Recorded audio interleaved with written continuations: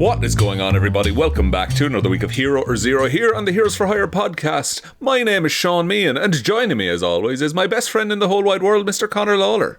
I thought you were going to introduce somebody else, a great rug pull. No, sincerity is the best form of my joke. My best friend in the whole world, John, who has never been on the show. Best friend in the whole world, this guy who I've never met, am I right? What a dick. So this is Hero Zero. This is the show where we choose one comic book character every single week. We talk their good points and their bad points with our best friend, and we just tell you everything you need to know about that character. That's after ruining the rhythm. Yeah, you threw it out. It's a set formula. It's a very set formula. My brain goes into autopilot. I normally do DC characters, and Sean, you normally do Marvel characters. It is your week, so I'm expecting a Marvel character of, I'm assuming, see, now he was nice, good to great standards. I like this. I'm going to start being nice. I'm going to start treating people how I want to be treated, guys. I won't. I will do unto others as I decide. me reaping, haha. Oh no, it's one of our favourite bits. So if this is your first episode, you don't have to do anything, just chill out. If it's your second or above, we'd really appreciate 5 stars, a like, a follow, a share, whatever way you could support the show. That would really help us out on any podcast platform, really. But if you are on Spotify, could we please, perchance, please, sir, what day is it? It is Christmas. I think Christmas is 5 stars, guys. Don't worry, Conor, what are these 1-star reviews? If you give us a 5 stars on Spotify, that would really help us out. And then a follow, I mean, just they like that sort of stuff. It would really help us out, get us in front of more people. Yeah, they keep telling us to, like, hey, do your job and ask people to follow you. And we say, no. But as Irish people, we don't like to do that, so we don't want to be sincere about it. So it's kind of a weird catch-22 that we're in here. Yeah, gross. Imagine wanting something. I refuse to be nice. We're back to bastards. Speaking of bastards, we have a Patreon. Hey, there we go. That tracks with how we treat our patrons. Yes, so we have a Patreon, and over there you have all bonus extra content. You can support the show any way that you can. That would really, really help us out if you want to head on over there. The link is down below in the description. It also means that there's no ads on any of these shows because all of the support that we're getting over there, as you've probably noticed in previous weeks, the list is getting longer and longer to the point where Sean has to go to have medical checks now every single week for just the amount of oxygen he needs to read all the names out. They give me a big mask full of gas. I'm basically Bane, guys. He's Bane. He's Bane. He's Bane. It's helium. Fuck. He's a very weak-sounding Bane. Next time we get a couple of patrons, we won't set a goal or anything. I'll just decide when to do this. Right. I'll do the Patreon readout on the main show. I'll do that on helium. I think that'd be rad. Another 5. Another 5. Yeah, 5 more from today. 5 more patrons and he reads it at helium. I've just thought of another bit. If Bane, they accidentally just swapped his thing with helium and he walked in and he tried to say I was born in the darkness. I was born in the darkness. What? They expect one of us in the wreckage, brother. That's just Mickey Mouse. That is 100%. Yes, but that's 100% the Harley Quinn show bit that they haven't done yet. Very true. Very, very true. Love Harley Quinn Bane, by the way. So, Sean, it is your week. I'm excited to know who we do. I don't have no clue. And I'm leaving the floor is now yours. Well, Conor, I'm about to hit you with a Marvel character that debuted in September of 1992. Oh, the best time? The peak of comics, some would say. The early 90s. Created by Len Kaminski and James Fry, and first appearing in Slapstick #1. Oh, this doesn't fill me with confidence. We're talking today, Conor, about Steve Harmon. Who was born in Plainview, New Jersey. And I just love how this is phrased. He was born in Plainview, New Jersey. Since that day, he has always been a problem child. Since day one, he's been a dickhead. Just right out of the womb being a prick. He came out and everyone's like, who's this fucking dickhead? Oh, I'm fucking whinging. So he would often break things, he would dress up in strange costumes, and he was a bit of a class clown, always looking for attention. We know the types, Sean. What? Do we? Who? I'm just asking your opinion. Do you know the types? Oh, well, I've known a couple of ruffians in my day, that's true, but... Yourself. I was never the class clown. He was never funny. I was more of a punching bag.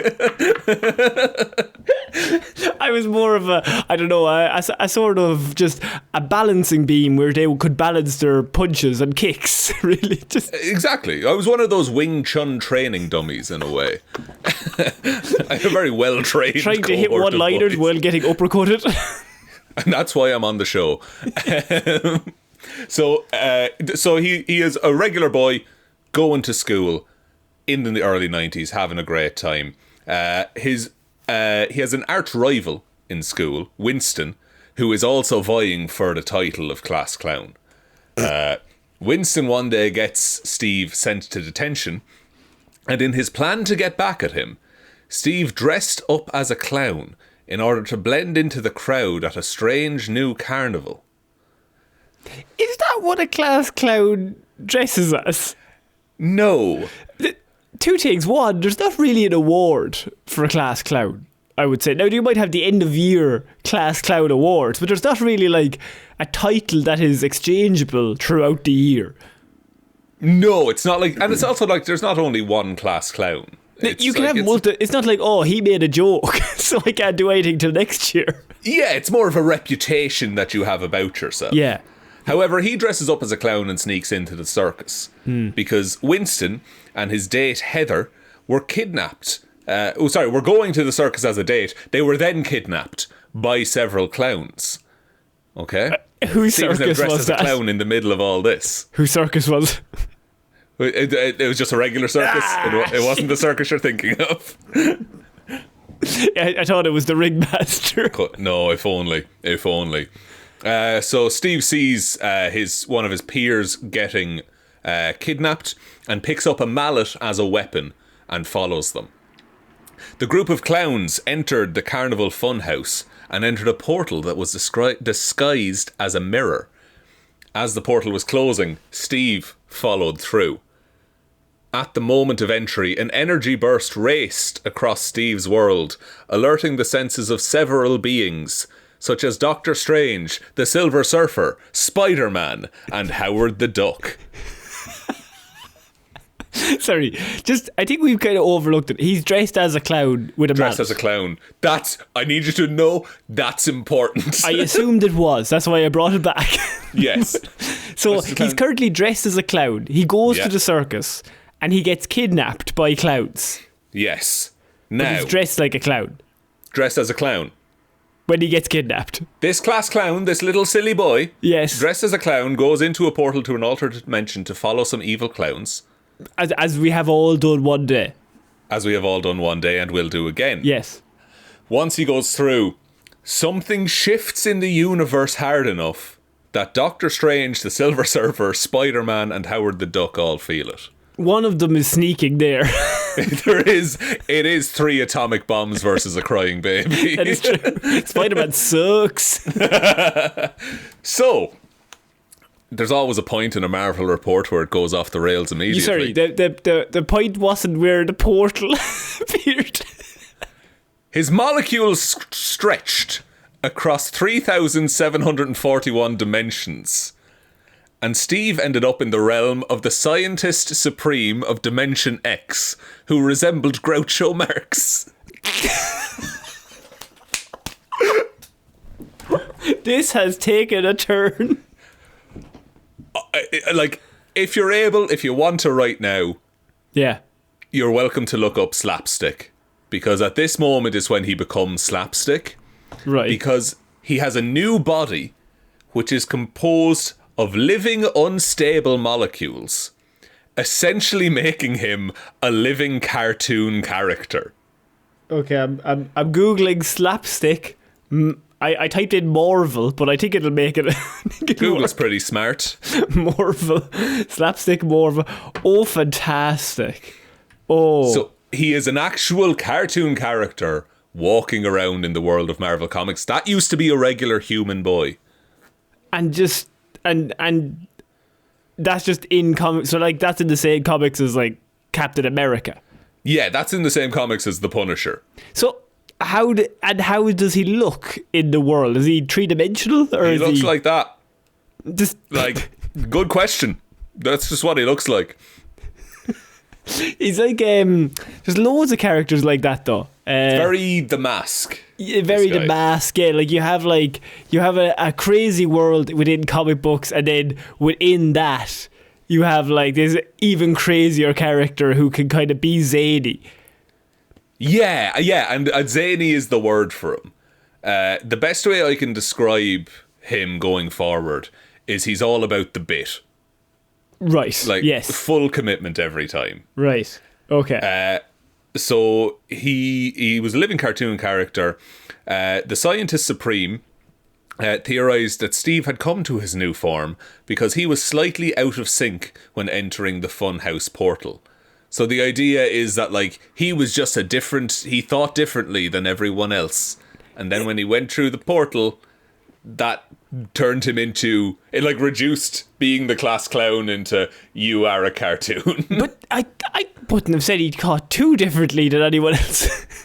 No, it's his ultimate goal, if I remember correctly, was to become class clown, which another person also wanted. So his thing was actually very similar to. But that other person was on a date, and Steve just wanted a bit of fucking mischief. I was looking up characters like similar, so it's like Spider Ham, so Peter Parker would be a good one. You have on the DC side, the Mask came up. Freakazoid. Maybe Roger Rabbit. Freakazoid is a really good shout, actually. Yeah, Freakazoid or Roger Rabbit, maybe, something along those lines. Yeah, where it's like, it's kind of incongruous with the rest of the world. And they have a little bit of Deadpool as well, I suppose. He teams up with Deadpool quite a bit. I assume quite a lot. Yeah. How does that work if you've got the two zany ones? Who's the straight man in the Deadpool? Weirdly, so Slapstick kind of becomes the straight man. Interesting. After a while. Because like Slapstick is like sometimes aware that he's a comic book character. Every time else he's trying to have fun. Right, okay. But his bottom line is having fun. Because as we all know, the where comedy really lies is somebody trying. Hey, look, 800 or whatever episodes later, it's a noble pursuit. What you want is, you want to be seen to be sweating trying to get a joke. Just desperately, like, I need this. Just bad stand-up is all you have. Okay, so he gets dragged in. Now he's a full-on like Peter Parker, Spider Ham, Freakazoid kind of makeshift comic book character. Yeah, and what he does is, using his new powers, he frees his classmates that were kidnapped, along with many other captive Earthlings, from the evil clowns who were in this other dimension. I feel like it was kind of overlooked at the time, just really quickly. The evil clowns from a different dimension they're just there. Well, they serve a guy called the Overlord, right? And he's his whole thing is he wants to brainwash the Earthlings enough. His whole thing is like, if people believe in something, it becomes real in this universe. So he wants to brainwash them all into thinking that like he's the best and he's got this big castle and he's the coolest guy in the world. So if seeing is believing. Seeing is believing. It's very like the Peter Pan movie. You know, they all believe in Tinkerbell and stuff like that at the end. Or Santa. A lot of Santa stories involve you have to believe, and if the children's belief starts dropping down, then his powers go. Is it Santa Claus 2? They have the watch that shows how people believe. That is absolutely Santa Claus 2, yes. That's fucked up. One of Tim Allen's finest performances. So once Slapstick rescues all these humans, their belief in him obviously goes away, and so the castle crashes down around the Overlord, defeating him. They run back through the portal, and Steve, Slapstick, destroys the mirror, eradicating the clown's influence on the reality. Right. So in his origin story, he fixes everything immediately, but now he's back in the real world, and he is this cartoon clown man. I suppose the real follow-up to that is that his life is effectively over. Steve effectively dies. Steve is dead. Steve is a different person. And he doesn't really... Does he have any loved ones or anything? he was a child in school. He was just a human, like. He has parents, but his parents don't really like him because he was kind of a prick from birth. Yeah. But I think as parents, you still kind of have to show some sort of level of, here he is. Yeah, I'm glad he's alive. I'm glad he's alive. He might be a dickhead, but technically he's still ours. Like everything-wise, he's still ours. Yes. So he then went on to confront several other villains. He fought a Punisher copycat called the Overkiller. And are these also cartoons? No, these are regular dudes.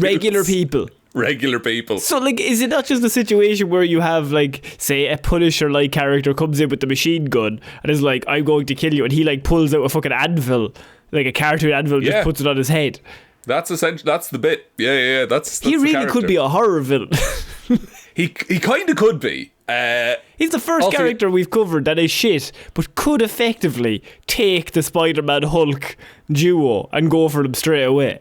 Easy, like absolutely easy. Because he breaks the world. We'll get on to powers and abilities, but yeah, he does kind of break things because he's a cartoon. Yeah, he can just do anything.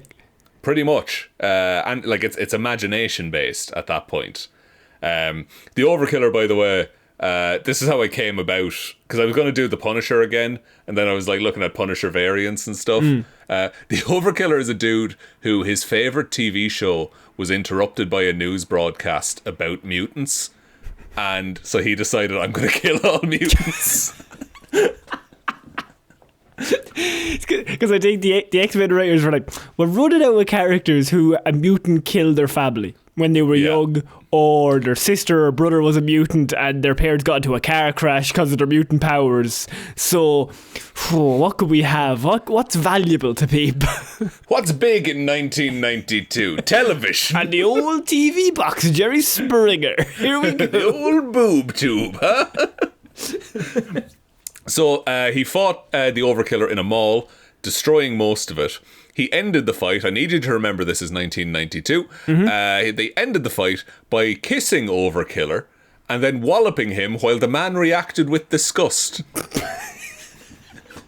1992 was a different time. It's an interesting thing, because is he reacting with disgust because he's been sexually assaulted or because he's very homophobic? This is the thing. You have to really delve into it.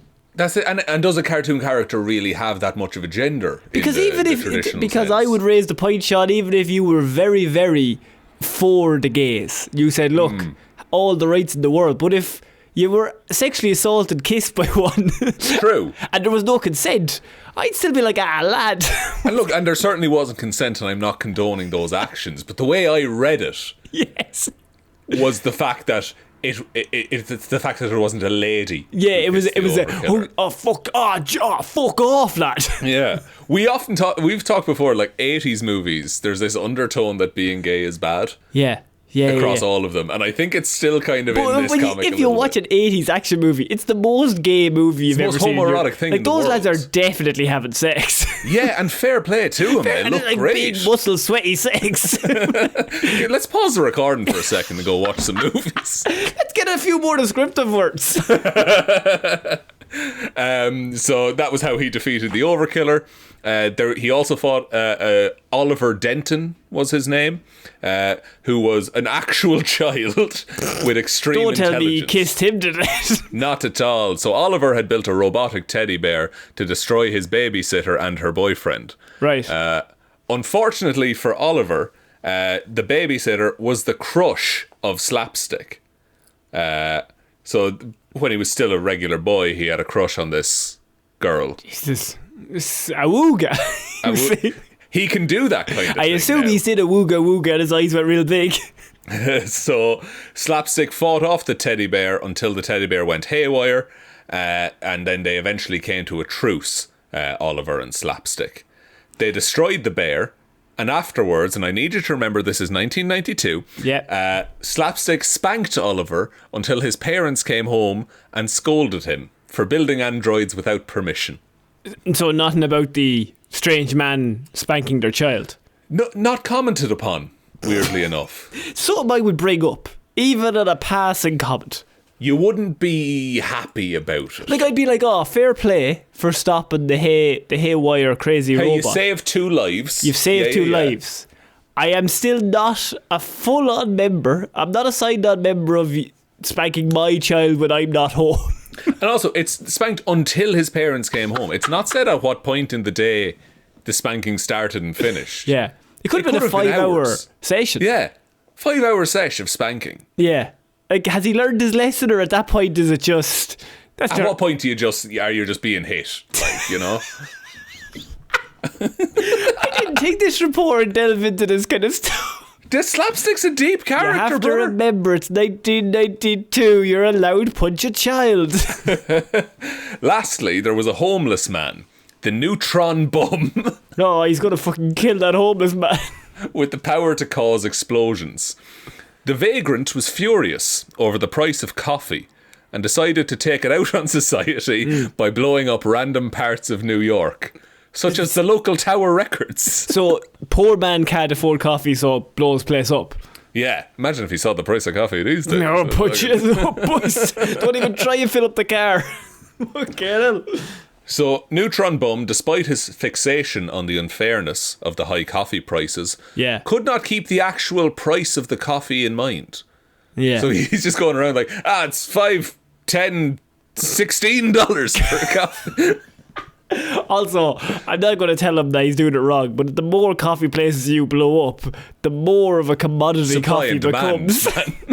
Like, you're actually raising the price. Yeah. You want to blow up a tea shop. You want to blow up every other shop, and coffee's the only one left. Yeah. So, despite the gathering of dozens of superheroes willing and planning to fight the man, because they all like their coffee, of course, Slapstick simply neutralised the situation by getting Neutron Bum what he had been yelling for all along, a cup of coffee. But he didn't ask about the price, or he just wanted somebody else to buy him a coffee? Well, he couldn't afford a coffee anywhere, but he just really wanted a coffee. He was going through caffeine withdrawals. Ah, right. So Slapstick is just like, I'll just get you a cup of coffee. So that was like a you're not you when you're hungry or thirsty. A little bit, yeah. It's when you're in withdrawals from any substance, you're not yourself, I would say. I suppose that was the start of the mugs that said, don't talk to me before it's coffee o'clock. Oh, the millennial humour was strong, even in the 90s. That was the beginning. That was the beginning of those cups. Should also mention, after giving him the cup of coffee, he blindsided him from behind and kicked the shit out of him. That's actually a good bit. That's great, right? He non-lethally stops this dude.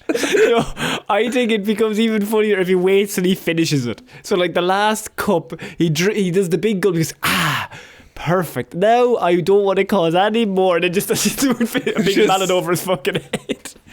The mallet's a good one. It has to be the mallet. Has to be the mallet, obviously.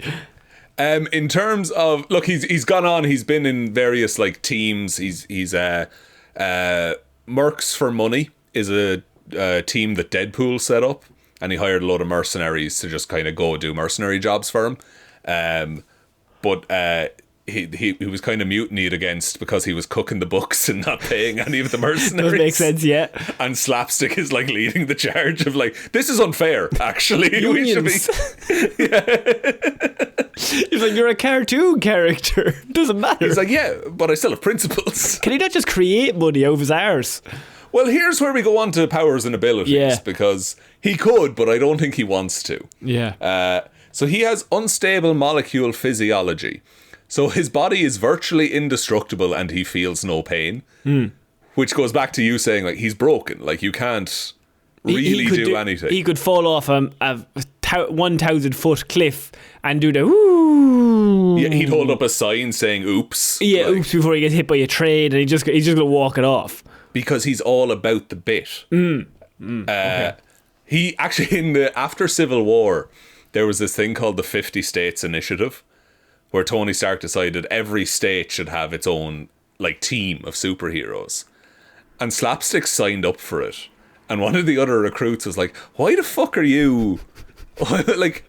You are chaos. Why are you signing up to work for the government? And he says, because that's more than crazy.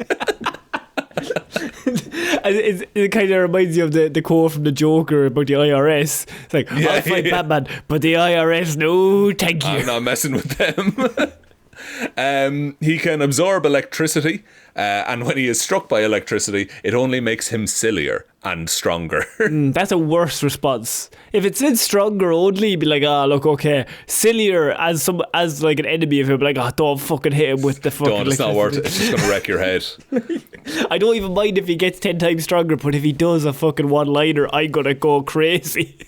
He has cartoon physiology, meaning he can manipulate himself in impractical and outrageous ways. So he can be 3D, he can be 2D, he can be long, he can be short. He can do whatever needs to be done. Right.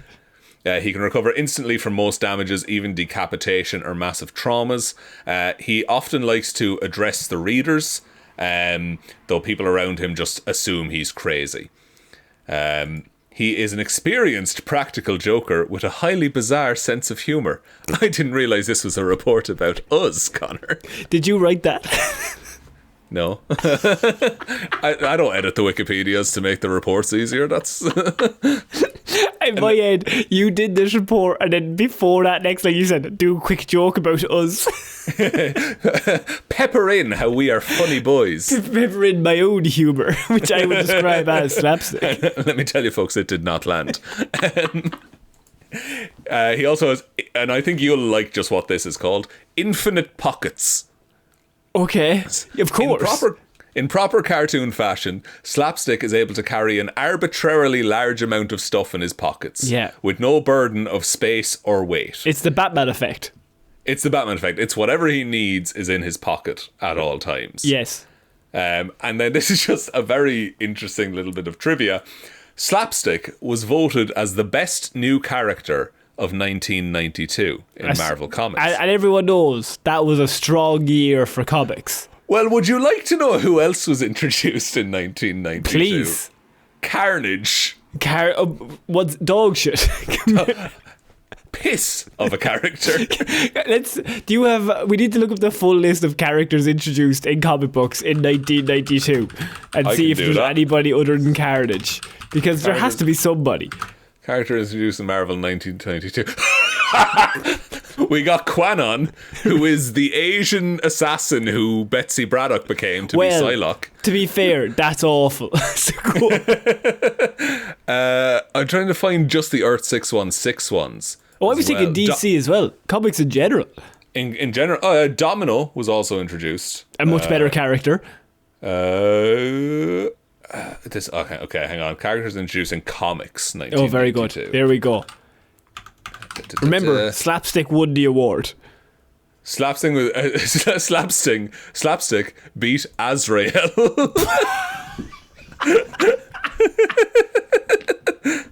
That's so funny. Beat Bloodshot. Yeah. Terrible. Awful character. Awful character. Azrael has no lasting power whatsoever. Everyone knows Slapstick. You beat Doomsday. Jesus, they fucking love this little cartoon. He's just a weird little boy, you know? They looked at Azrael. But I would say Azrael has possibly one of the coolest character designs of all time. He looks rad. It's that point of 90s where they hadn't gone too far yet. Yeah, it looks super sick. And he has like a really cool backstory. He's got like the fucking whole assassin thing. And you're just like, yeah, but this guy, he did go through a mirror. So, come on. That is a child who's a cartoon, you know? So let's think about this. That. And Doomsday dog shit. I think there's more on that list. There's some really good characters on there. I think him beating Doomsday is the funniest thing in the world. I think, Sean, that was a great report on Slapstick, a character that I think could appear in the next Spider-Verse movie easily. It wouldn't be weird if he did, right? You know, like he could just pop up anywhere. Yeah. If you like what you heard, we've done hundreds of these characters, covered lots of DC and Marvel. And if we haven't done one that you like, our advice is comment on this episode next week on Thursday. Thursday, like evening Irish time. Yeah. Like if you comment then. I mean, you could do it on Wednesday. So if you want to get a Wednesday, get in just hide a bit earlier. Just to kind of get it ahead, because then that'll be in our brains for Thursday and Friday, and then we'll put. We need time. There's a lot of research goes into these reports, guys. But Wikipedia. Slapstick wiki. Just S random. This line is blue. What does that mean, Conor? So as I said, we've done hundreds of these characters. So if you have a favourite one that we haven't done, please send it in. If we have done the character, you don't have to send anything in. That's absolutely fine. We will have a Patreon episode coming out in the next few days to mark the end of March. So all the new patrons, this will be your first movie review over on the Pelp, and it's basically bonus content that you can't get here on the main show.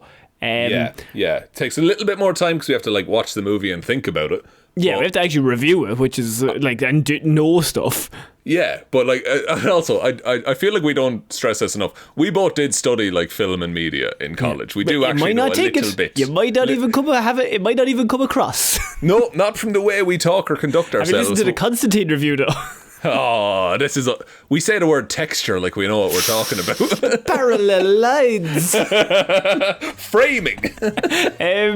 So we pretend to know what we're talking about. But yeah, that's kind of all that we have here. If you want to support the show, I think the main way that you can help us is just by telling one human being that we exist. Oh, just the one, please. So I've been Conor Lawler. I've been Shaun Meehan. And we shall see you all next week, guys. Bye. Bye.